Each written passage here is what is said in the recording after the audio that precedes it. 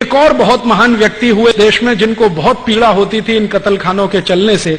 उनका नाम था स्वामी दयानंद सरस्वती, जिन्होंने आर्य समाज की स्थापना की। उन्होंने तो अपने जीते जी एक फौज तैयार कर दिया गोरक्षा के लिए।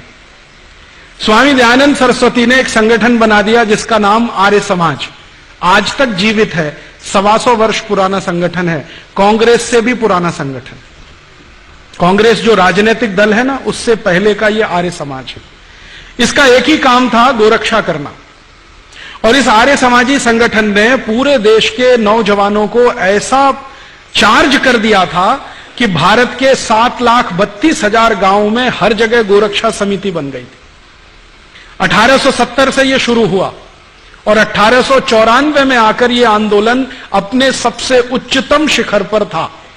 और 94 में जब यह आंदोलन उच्चतम शिखर पर था तो भारत के हिंदू, मुसलमान, सिख, ईसाई, जैन, पारसी, बौद्ध सब मिलकर गोरक्षा में लगे हुए थे। और अंग्रेजों के सामने एक प्रश्न खड़ा कर दिया था कि एक भी गाय कटेगी तो अंग्रेजों की खैर नहीं।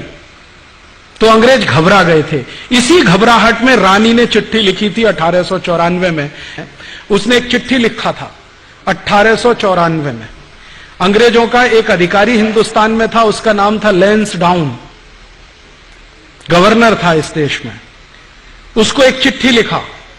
विक्टोरिया ने चिट्ठी लिखा कि देखो, हम भारत में जितने कत्लखाने चलाते हैं उनमें सबसे ज्यादा गाय कटती है। यह भारत के हिंदुओं को पसंद नहीं है क्योंकि ये उनकी अधिष्ठात्री है, माने हम उसको पूजनीय मानते हैं, मातृ समान मानते हैं। हिंदुओं को पसंद नहीं है और वास्तव में मुसलमान भी नहीं पसंद करते गाय को मारना और उसको खाना। गाय तो हमारे लिए काटी जाती है, माने अंग्रेजों के लिए काटी जाती है। अब भारत में हिंदू और मुसलमान कभी एक हो गए और गाय बचाने में लग गए तो हमारी सरकार नहीं चलेगी भारत में। इसलिए तुम एक काम करो कि जितने कत्लखाने चल रहे हैं गाय काटने के लिए, उनमें मुसलमानों की भर्ती कर दो और हिंदुओं को बताओ कि गाय देखो मुसलमान काट रहे हैं। तो हिंदुओं की भर्ती नहीं, मुसलमानों की भर्ती कर दो। हिंदुओं को बताओ कि गाय मुसलमान काट रहे हैं, कट हमारे लिए रही है। काट रहे हैं मुसलमान, खाते नहीं है, हम खा रहे हैं, काट रहे हैं ये। हिंदुओं को जब ये पता चल जाएगा, ये दोनों एक दूसरे को लड़ मारेंगे और ये लड़ने लगेंगे तो हमारी गद्दी सुरक्षित रहेगी और हम भारत पर 1000 वर्ष तक राज करेंगे। ये विक्टोरिया की चिट्ठी है, लैंसडाउन को 1894 में लिखी गई। इस चिट्ठी से पढ़कर मेरे समझ में आ गया कि पॉलिटिक्स क्या है इस देश में। पॉलिटिक्स यह है कि गाय कटे अंग्रेजों के लिए और लड़ते रहे हिंदू मुसलमान। हम एक दूसरे को गाली देते रहें, एक दूसरे की टांग खिंचाई करते रहें और अंग्रेज मजा करते रहें। इस तरह से अंग्रेजों ने वो एक जो पॉलिसी है ना, बांटो और राज करो, डिवाइड एंड रूल, वो ये है। तो इस डिवाइड एंड रूल में हमको फंसाया, गाय को कटवाया और एक दो नहीं करोड़ों गाय को कटवाया इस देश में।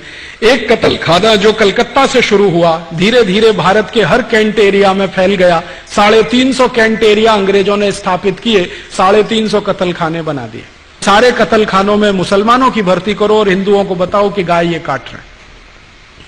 और जब ये खबर अंग्रेजों ने फैलाई, उसके बाद इस देश में हिंदू मुसलमानों के दंगे शुरू हो गए। मैं आपको विनम्रतापूर्वक बताना चाहता हूं कि 1894 के पहले इस देश में एक भी हिंदू मुस्लिम दंगा नहीं हुआ।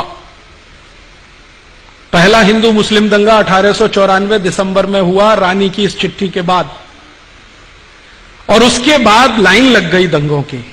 फिर क्या हुआ, आजादी का प्रश्न पीछे आ गया, गोरक्षा का प्रश्न पीछे आ गया, हिंदू मुसलमानों का सांप्रदायिकता का प्रश्न सबसे आगे आ गया।